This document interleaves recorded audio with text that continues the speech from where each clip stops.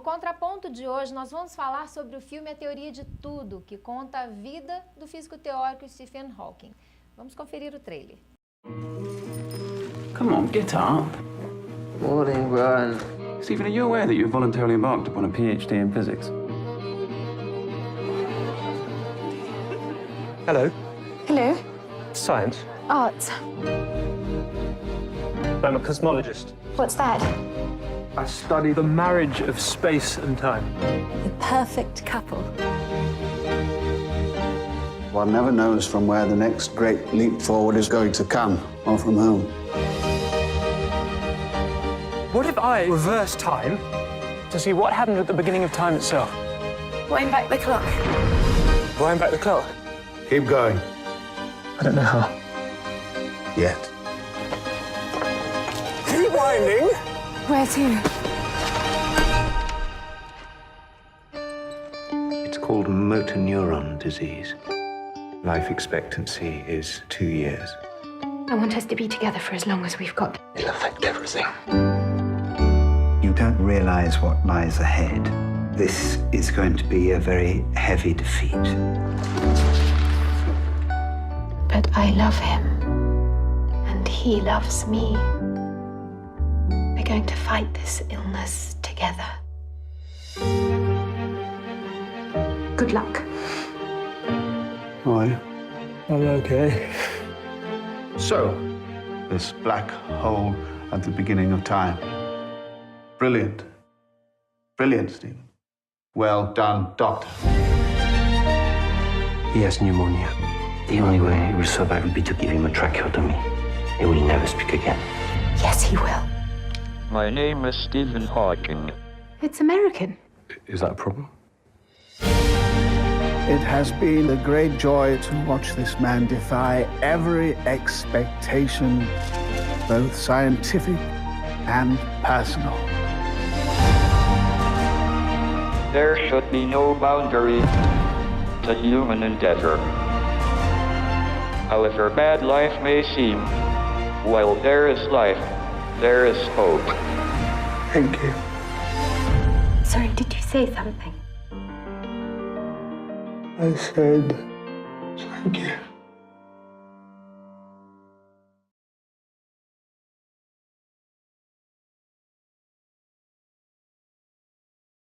O Contraponto Cinema trabalha agora com a série Oscar 2015 e a gente vai falar dos filmes que foram indicados ao prêmio de melhor filme. Entre eles, A Teoria de Tudo, que teve 5 indicações para o Oscar.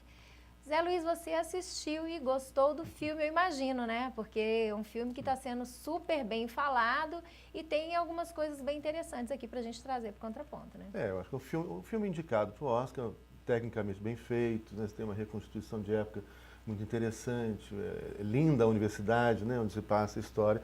É uma biografia, né? Então, eu acho que o filme ele não faz grandes indagações, né, filosóficas. Poderia fazer, né? O físico que estuda ou reconta a história, né, do Big Bang, da criação do mundo, essa ideia de fazer uma teoria de tudo, né, ou seja, uma equação, explicar, né, o surgimento da vida, do tempo. Acho que podia muita coisa ser explorada nesse sentido.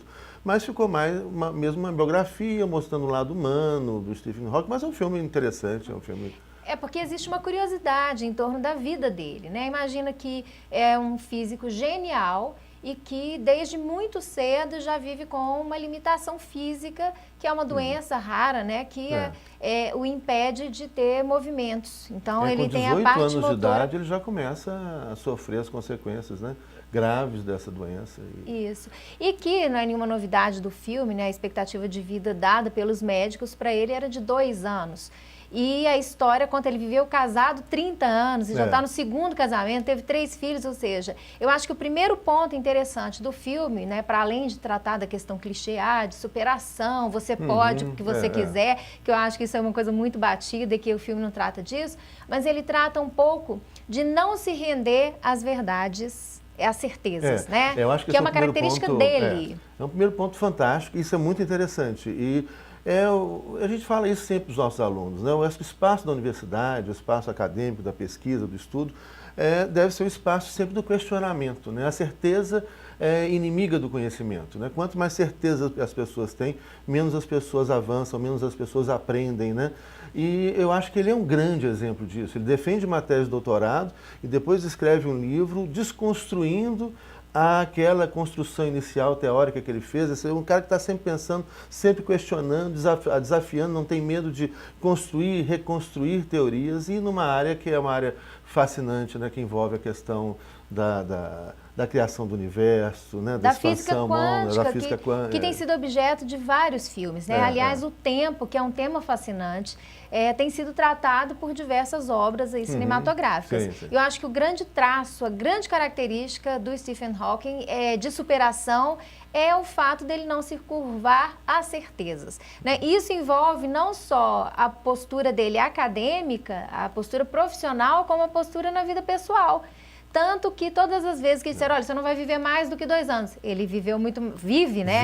Muito mais, ultrapassou. Esse diagnóstico foi feito quando ele tinha 18 anos, vai passar dos 20 anos de idade. Ele está aí vivo com 72, me parece, atualmente. Né? Ele vai ter que fazer uma intervenção que ele não vai mais falar.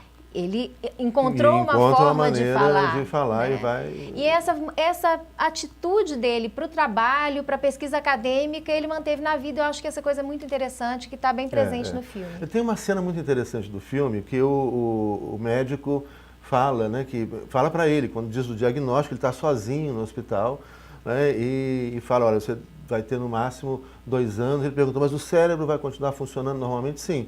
O corpo não vai mais responder, mas o seu cérebro vai funcionar normalmente. O único problema, isso foi muito cruel para ele, é que o que está aí dentro do seu cérebro você não vai conseguir colocar para fora, você não vai conseguir comunicar. E ele tinha muita coisa para falar, muita coisa para dizer, né, como cientista, como pesquisador, e essa necessidade de colocar isso para fora, de repartir, compartilhar isso com as pessoas. Então eu vejo, o filme dá essa ideia de que esse é um aspecto, uma motivação para ele superar todos esses desafios. Ele escreve livros, né, um livro teve milhões de exemplares, mais de 10 milhões de cópias, né, exemplares vendidos. É uma breve história do tempo, um livro muito conhecido, né? E depois ele foi um outro livro lançado também que a gente encontra aqui no Brasil para comprar, para ler. É uma linguagem muito fácil, né, uma linguagem gostosa de ler. Ele leva esses questionamentos sobre o universo, sobre a física, etc. Numa casca de nós, o universo na casca de nós. Leva esses questionamentos de uma maneira muito, muito clara, né, para as pessoas que não entendem essa linguagem difícil da física. Tem uma questão, Zé Luiz, né, que passa quase periférica no filme, mas que acho muito interessante também, que tem sido explorado em outros trabalhos, que é a relação entre Deus e a ciência. E é muito interessante porque no filme conta um pouco dessa relação que norteia o casamento dele, né? Ele casa com uma mulher muito religiosa, frequenta a igreja cristã, né? Aquele estilo bem europeu, uma moça bem tradicional, e ele com todas as ideias subversivas sobre Deus, o universo, o tempo, né? E como isso durou 30 anos num casamento, né? E ele mesmo é sempre questionado, e tem uma cena numa palestra em que alguém pergunta, né, onde que fica Deus na sua teoria? Enfim, eu acho que essa relação entre Deus e a ciência também é um tema fascinante e que o trabalho dele permite que seja explorado, né, esse embate. E isso é muito interessante, porque outros físicos, né, e hoje você tem muitos físicos indianos, né, que começam a trabalhar, você fala, Deus, mas qual Deus, né? E ele vai falar, não, Deus não cabe dentro dessa teoria, mas também tudo depende do que você está chamando, né, de Deus. E alguns físicos hoje falam, olha, uma forma de encontrar, né, esse Deus é por meio do conhecimento. Né? Ou Deus pode ser essa manifestação de todo esse universo. Então, esse eu acho que é um dilema interessante, um dilema da modernidade, né? A religião, né, versus o conhecimento científico. O filme não explora muito a teoria do Stephen Hawking, né, explora muito mais a biografia. Ele é inspirado no livro que é homônimo, né, A Teoria de Tudo. Que é um livro escrito pela primeira mulher dele. Exatamente. Né? E que, antes ainda de falar dessa questão de primeira mulher, segunda mulher, a gente tem que falar da atuação, né, do Eddie Redmayne, que está fantástico no filme e que tem como mérito o empenho que ele teve para conseguir controlar as suas funções mecânicas para poder interpretar Ele fez de uma exercícios, forma... né, com os músculos faciais para saber Para ter o controle dos e músculos. paralisar a movimentação de determinados músculos. E ele consegue isso, vocês estão vendo aí algumas cenas do filme, no fundo ele consegue isso sem ficar aquela coisa caricata, né, grosseira, que muitas vezes, né, em papéis desse tipo, alguns atores acabam destruindo esse papel. E ele faz isso, ele está muito parecido com o Stephen Hawking. Né? Se o telespectador entrar aí no Google, coloca o Stephen Hawking no Google Imagem, aí, olha o retrato dele e o do ator, ele está muito, muito, muito bom. E é indicado para receber o Oscar de melhor ator. De melhor ator, como também a companheira dele, né, Felicity, teve a indicação para melhor atriz. Jones, que faz o papel da primeira mulher. Essa questão de primeira mulher e segunda mulher, eu acho que é uma questão interessante também no filme, que mostra uma pessoa que tem uma debilidade física, né, e que isso não impediu de ter relacionamentos tão impactantes, tão fortes, tão na vida dele. E o que eu acho muito bacana, como o filme apresenta a transição, né, de um relacionamento para o outro, porque o casamento dele dura, o primeiro casamento, aparentemente, enquanto ele é uma pessoa interessante para ela e ela também, porque eles têm uma história de superação que é compartilhada, né? Ele é genial, isso é atraente, mas ao mesmo tempo, por mais que ele não tenha os movimentos do corpo, né, ele tem um olhar sedutor, que é o que o liga a personagem que exerce uma atração sobre ele também. Quando ele casa com ela, ele já está com a doença, né? E tem uma previsão de 2 anos. Eu falo, não, nós vamos passar esses 2 anos vivos. E eles ficam casados 30 anos. E tem 3 filhos, que é uma outra questão. Filhos, ele tem relações sexuais, né? Ele não se torna impotente pela doença. Os músculos involuntários né, funcionam. Ele não tem um controle sobre os músculos voluntários. Né? Mas, é muito interessante essa questão dele romper um relacionamento, né? E casa de novo. Casa de novo. É impressionante. E hoje parece que tem 1 ou 2 netos, né?